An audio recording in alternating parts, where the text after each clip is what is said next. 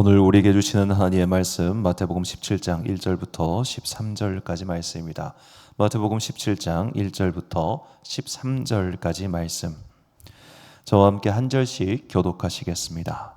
그리고 엿새 뒤에 예수께서는 베드로와 야고보와 그의 동생 요한을 따로 데리고서 높은 산에 올라가셨다. 그런데 그들이 보는 앞에서 그의 모습이 변하였다. 그의 얼굴은 해와 같이 빛나고 옷은 빛과 같이 희게 되었다. 그리고 모세와 엘리야가 그들에게 나타나더니 예수와 더불어 말을 나누었다. 그때 베드로가 예수께 말하였다. 선생님, 우리가 여기에 있는 것이 좋습니다. 원하시면 제가 여기에다가 조막을 세 지어서 하나에는 선생님을, 하나에는 모세를, 하나에는 엘리야를 모시도록 하겠습니다. 베드로가 아직도 말을 하고 있는데 갑자기 빛나는 구름이 그들을 뒤덮었다. 그리고 구름 속에서 이는 내 사랑하는 아들이다. 나는 그를 좋아한다. 너희는 그의 말을 들어라 하는 소리가 들려왔다. 제자들은 이 말을 듣고서 얼굴을 땅에 대고 엎드렸으며 몹시 두려워하였다. 예수께서 가까이 오셔서 그들에게 손을 대시고 말씀하셨다. 일어나거나 두려워하지 말아라. 그들이 눈을 들어서 보니 예수밖에는 아무도 없었다. 그들이 산에서 내려올 때에 예수께서 그들에게 명하셨다. 인자가 죽은 사람들 가운데서 살아날 때까지는 그 광경을 아무에게도 말하지 말아라. 제자들이 예수께 물었다. 그런데 율법학자들은 어찌하여 엘리야가 먼저 와야 한다고 합니까? 예수께서 대답하셨다. 확실히 엘리야가 와서 모든 것을 회복시킬 것이다. 내가 너희에게 말한다. 엘리야는 이미 왔다. 그러나 사람들이 그를 알지 못하고 그를 함부로 대하였다. 인자도 이와 같이 그들에게 고난을 받을 것이다. 함께 읽습니다. 그제서야 비로소 제자들은 예수께서 세례자 요한을 두고 하신 말씀인 줄 깨달았다. 아멘. 구원의 시식 코너라는 제목으로 하나님의 말씀 선포하겠습니다. 우리가 마트에 가면 시식 코너가 다 있지 않습니까? 그 시식 코너를 운영하는 이유는 이렇게 와가지고 냄새 한번 맡고 또 한번 맛보고 나면은 그만큼 구매율이 올라가기 때문입니다. 그런데 시식 코너 가면은 음식을 많이 주는 게 아니라 한 4분의 1, 3분의 1, 만두 같은 경우도 하나가 아니라 거의 뭐 반의 반 그 정도밖에 주지 않죠. 미리 다 주지 않습니다. 미리 다 주면은 아무 의미가 없으니까요. 딱 맛보기만큼만 줍니다. 그 맛보기만으로도 사람들은 이거를 구매해야 되나 말아야 되나 어느 정도 결심을 하게 되지요. 자, 예수님께서도 제자들에게 구원의 맛보기를 보여주셨습니다. 앞으로 너희가 어떤 일을 당할 것이며 또 어떻게 변화될 것이며 마지막 때는 또 어떻게 되는지를 이제 하나하나씩 설명하기 시작합니다. 오늘 본문 1절과 2절 말씀입니다. 엿새 후에 예수께서 베드로와 야고보와 그 형제 요한을 데리시고 따로 높은 산에 올라가셨더니 그들 앞에서 변형되사 그 얼굴이 해와 같이 빛나며 옷이 빛과 같이 희어졌더라. 자, 엿새 후라는 말은 바로 이제 전에 읽었던 마태복음 16장에 예수님께서 죽음과 부활에 대해서 말씀하신 이후를 뜻합니다. 그러니까 갑자기 죽음과 부활에 대해서 말씀하셨으니 제자들 입장에서는 이게 도대체 뭔 말인가라는 그런 궁금증, 의아함, 여러 가지 생각이 들었겠죠. 그래서 예수님께서는 제자들 가운데 대표 3명만 데리고 산에 올라가셔서 그들 앞에서 변형되셨습니다. 그래서 우리는 특별히 이 사건을 변화산 사건이라고 부릅니다. 자, 그렇게 변형돼서 보여주신 것, 앞으로 너희 또한 이렇게 동일한 부활의 새 육체를 입고 하나님 나라에서 지내게 될 것이다 라는 것을 미리 보여주신 것이죠. 그 광경이 얼마나 황홀했는지 베드로는 지금 자기가 무슨 말을 하는지도 모르는 채 여기다 집 3개 짓고 우리 계속 여기 살아요 라고 말할 정도로 횡설수설한, 한마디로 말해서 인간의 인지를 초월한 엄청난 사건이 일어났다는 겁니다. 자, 이렇게 변화의 사건, 구원 이후에 우리가 부활 이후에 어떻게 변화되는지 우리의 끝, 우리의 완성을 미리 보여준 사건으로 말미암아 사도들뿐만 아니라 예수를 믿는 모든 사람들이 구원의 확신을 갖게 되었습니다. 자, 이것을 조금 어려운 말로 이제 신학 용어인데 선취라고 말합니다. 전문용어로는 프로랩시스라고 하는데 미리 취했다는 겁니다. 미리 이렇게 보여주셨습니다. 미리 알게 해주셨습니다. 그렇기 때문에 그들이 흔들리지 않게 되었습니다. 이 선취의 가장 대표적인 사례가 바로 사도 바울이라고 할 수 있습니다. 고린도서 12장 2절부터 4절까지 말씀 보면 내가 그리스도 안에 있는 한 사람을 아노니 그는 14년 전에 셋째 하늘에 이끌려 간 자라. 그가 몸 안에 있었는지 몸 밖에 있었는지 나는 모르거니와 하나님은 아시느니라. 내가 이런 사람을 아노니 그가 몸 안에 있었는지 몸 밖에 있었는지 나는 모르거니와 하나님은 아시느니라. 그가 낙원으로 이끌려가서 말로 표현할 수 없는 말을 들었으니 사람이 가히 이르지 못할 말이로다. 아멘. 자, 여기서 중요한 게 일단 시기입니다. 14년 전. 이 고린도후서 작성 시점에서 14년 전이면 대략적으로 봤을 때 사도 바울이 이제 공적인 사역을 시작하기 이전이다라고 볼 수 있습니다. 그러니까 그가 이제 안디옥 교회 담임 목회 바나바와 함께 공동 담임 목회를 시작하고 그 이후에 선교 여행을 떠나기 직전에 그가 천국을 미리 경험한 것이죠.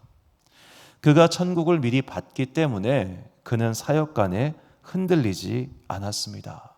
그가 천국을 미리 맛봤기 때문에 그 어마어마한 고난, 가면서 배가 난파되고 강도 만나고 얻어맞고 감옥 갇히고 이런 일이 단 하나라도 우리한테 일어난다면 우리는 아마 꺾일 겁니다. 그런데 사도 바울은 꺾이지 않았습니다. 왜냐? 미리 본 게 있기 때문입니다. 미리 본 게 너무나 뚜렷하고 너무나 분명했기 때문에 그는 그 나머지 인생 전체를 전혀 흔들림 없이 하나님 나라의 일에 충성하며 살 수 있었던 것이죠. 이것이 오늘 우리 또한 하나님의 선취를 맛봐야 하는 이유입니다. 우리가 하나님의 살아계심, 하나님의 일하심, 하나님의 심판하심, 하나님의 은혜 부어주심, 이러한 하나님의 활동들을 미리 맛보지 않고 단지 저 끝에 우리 인생 마지막에 심판이 있고 또 이 세상 끝에 하나님의 심판이 있다, 여기까지만 설교하면, 여기까지만 우리가 믿으려고 하면 현세에서 신앙생활 못해요. 그건 너무 멀 후의 일이잖아요. 오늘 나에게 주시는 은혜가 필요한 겁니다. 오늘 나에게 주시는 하나님과의 만남이 필요한 겁니다. 그래야 내가 오늘을 살고 내일을 살 수 있습니다.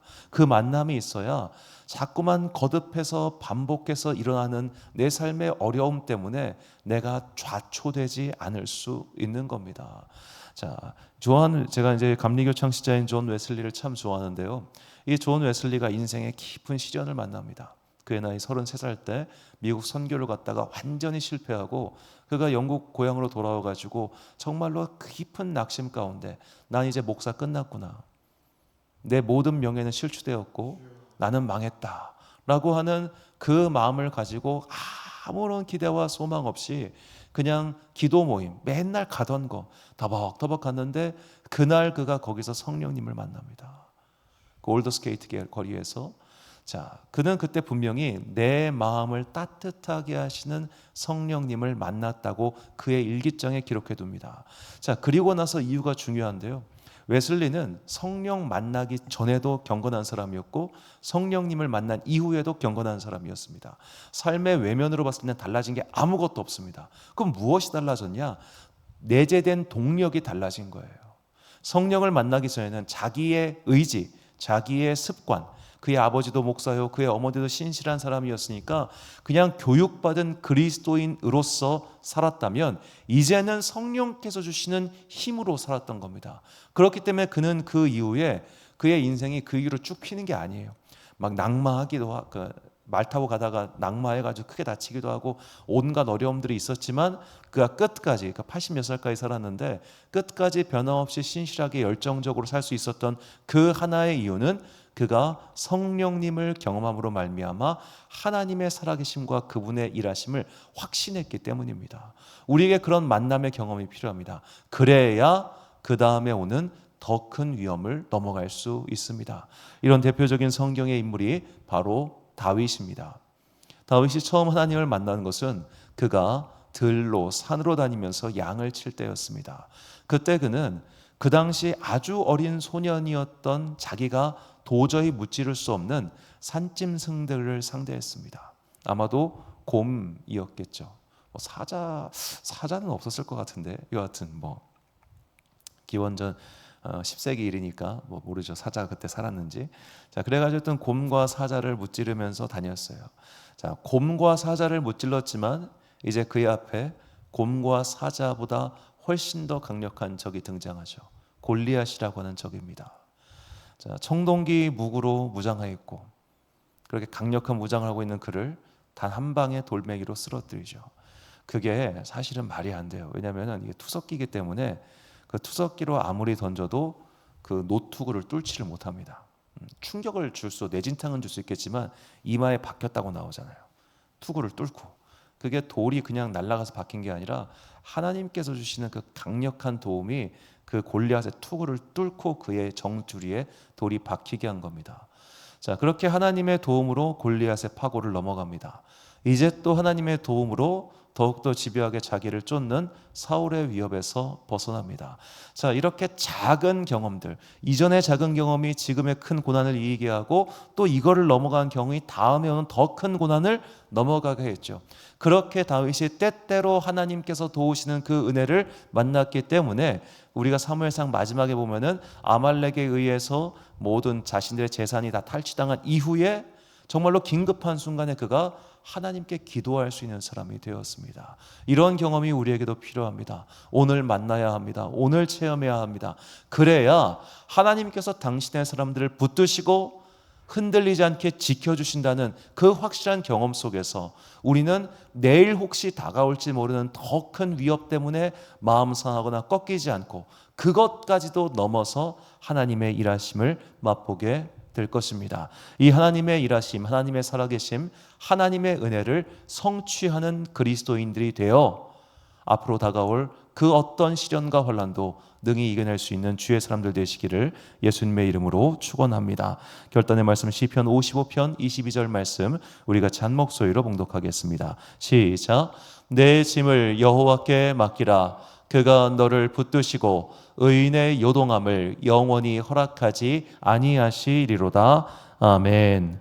사랑하는 지혜빛 광성교회 성도 여러분, 그리고 이 새벽 함께 깨우고 계신 귀한 주님의 자녀 여러분, 하나님께서는 지금도 살아계시고 역사하시는 분이십니다. 그러므로 오늘 나에게 닥친 인생의 문제, 이 파고를 넘어가기 위한 힘을 하나님께 구하십시오. 그리고 그 힘을 미리 맛보십시오. 그렇게 날마다 새롭게 하나님을 만날 때 우리는 앞으로 혹시라도 더 다가올 수 있는 그 엄청난 위협을 능히 넘어갈 수 있는 믿음의 힘을 선취하게 될 것입니다. 그 믿음의 힘, 단단한 은혜의 체험으로 말미암아 내 앞에 다가오는 어떠한 고난도 능히 넘어가는 슬기롭고 은혜로운 주의 자녀들 되시기를 예수님의 이름으로 축원합니다. 기도하겠습니다. 사랑과 은혜가 풍성하신 아버지 하나님 참으로 감사합니다. 우리가 오늘 주님 앞에 나와 간구합니다. 주여 우리에게 은혜를 베풀어 주셔서 살아계신 하나님을 만날 수 있게 하여 주옵소서. 살아계신 하나님을 체험하고 오늘 내 인생에 닥친 여러 가지 삶의 문제를 능히 넘어갈 수 있는 믿음의 힘을 얻게 하여 주옵소서. 주님 우리를 만나주시고 우리의 마음을 만져 주옵소서. 내 믿음이 더 이상 부평초처럼 흔들리는 믿음이 아니라 단단한 믿음의 반석 위에 올라가서 흔들리지 않는 주의 사람이 되어 끝까지 이 삶의 모든 어려움을 능히 극복하고 삶 가운데 역사하시는 하나님을 만날 수 있게 은총 베풀어 주옵소서. 한 주간의 업무를 시작하는 월요일입니다. 오늘도 각자의 삶의 자리에서 열심히 살아가는 당신의 자녀들에게 복과 은혜 내려주시고 세상의 악인들이 그들의 삶을 요동하지 못하도록 주님 눈동자와 같이 당신의 자녀들을 지켜 주옵소서. 오늘 하루도 참 좋으신 우리 주님의 은총과 평강이 모든 주의 자녀들과 함께 하시기를 간절히 소망하오며 이 모든 말씀 우리 구주 예수 그리스도의 이름으로 기도드립니다. 아멘. 오늘의 기도 제목입니다. 하나님의 살아계심과 은혜를 미리 맛볼 수 있도록 하나님을 체험하게 해달라고 날마다 기도하십시오. 오늘 주신 기도의 제목 가지고 기도와 묵상에 힘쓰는 하루 되시길 바랍니다. 기도하겠습니다.